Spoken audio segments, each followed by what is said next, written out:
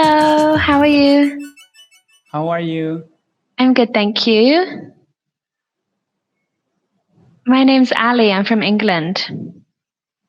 My name is Noor. I'm from Afghanistan. Nice to meet you.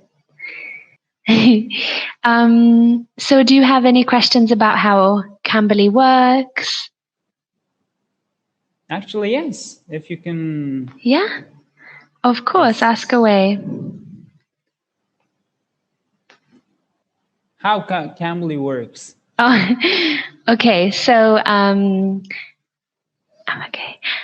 So you log on and you can, there are lots of different tutors like me, and you can choose who you want. Maybe it's someone that you've met before that you liked, or maybe it's a new person. And then it's up to you what you would like to do. So you can either do conversation, or there are lessons on Cambly that I can show you in a minute, or there's lessons in other places in the internet that your tutor could prepare for you by themselves. So some people like to read articles that they find, or the tutors can find articles for you, lessons on grammar, pronunciation, whatever you think that, or you and your tutor decide is a good thing for you to target.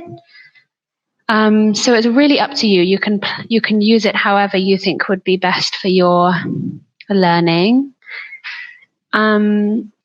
Maybe I can show you one of the lessons that's on Cambly for an example. So there's lots of different ones. This one is focused around conversation. Okay. But it follows like a more of a structure rather than just free conversation. So this one, for example, is about cooking. So you learn some new vocabulary, a discussion section, and then a role play section. And these have different levels. So this one here is intermediate, and there's also beginner and then advanced. So your tutor and you can pick one that is the best for your level. Okay, so every topic, if we, the English learners interested in, can discuss with a tutor. Yeah. So this like course, I might say, this course has 10 topics. So cooking, sports, animals, family, shopping. You can either go through the whole course or just choose the lessons that you find interesting. And yeah, and then there's also, that's just one course. There's about maybe 10, or no, maybe about 20 different courses. They also have, I don't know, what is it that you're hoping to gain from using Cambly? Are you practicing for an exam or your job, or just generally wanting to learn? Actually, yes, my first reason is to learn English in order to communicate with people properly. And yes, there's plenty of reasons why I want to learn English. I'm preparing for my TEFL certification. Okay. I want to take my master's degree abroad. So these kind of things really help me to talk with native speaker like you in order to improve our spoken English. Yeah. I'm not 100% sure, but I imagine, and I could find out for you after this, that there might be tutors on here that specialize in TEFL or TOEFL, in exam practice. If that was something you were interested in, I'm sure there would be a tutor that would be specialized in that to help you if you wanted to practice on here. Okay. So which certificate you have for teaching English? So I have TEFL. I've taken the TEFL course myself, but I'm not trained in like preparing other students to pass the TOEFL certification. Okay, so I mean, what TEFL stands for? It stands for Teaching English as a Foreign Language. Okay, how long have you been teaching English? So on and off, really. I've probably in total done maybe about 3 years, but in lots of 3 different. years. So my actual job is, or my main job is a speech therapist. So I teach children how to talk, children with autism. Okay. So often on Cambly, because of that is I've done that at university and I have practiced that for many years.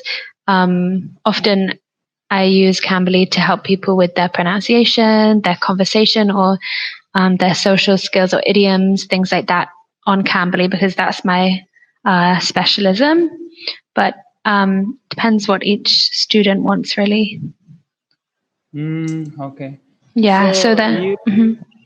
You have a 30 years experience teaching English. Yeah. So what's your advice for English learners who learn English? What is the best way to learn English fluently and regularly?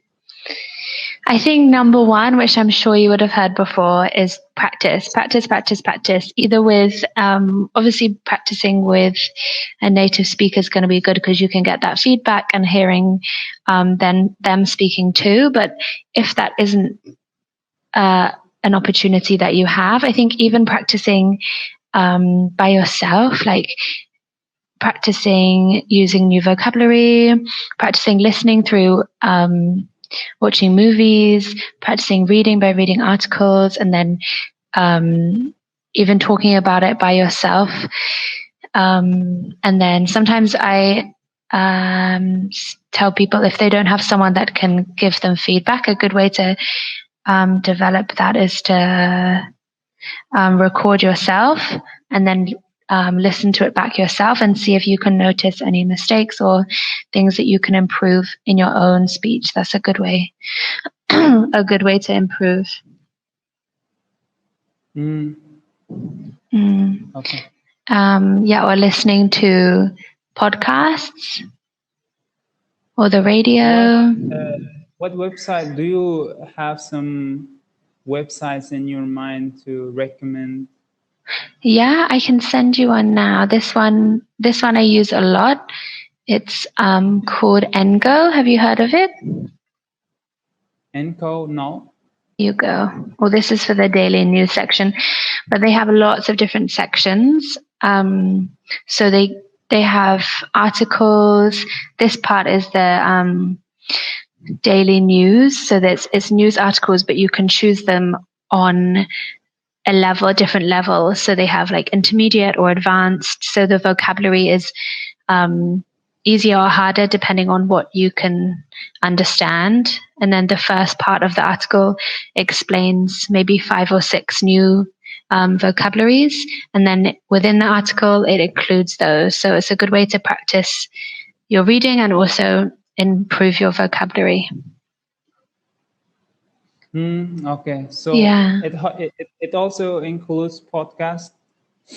I don't think there's podcasts on here, but not on Endgo. But I have a name of. Oh, I've heard of. Have you heard of All Ears English podcast?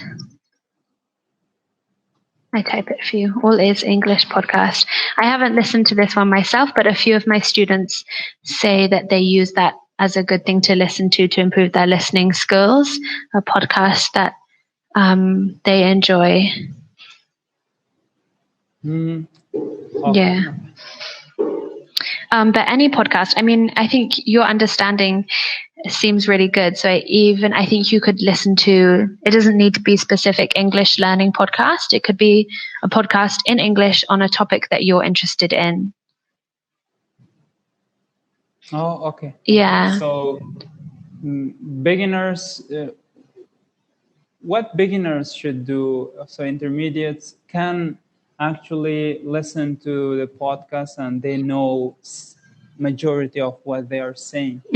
So what beginners should do with podcasts? Because I think podcast is something that a native speaker speaks.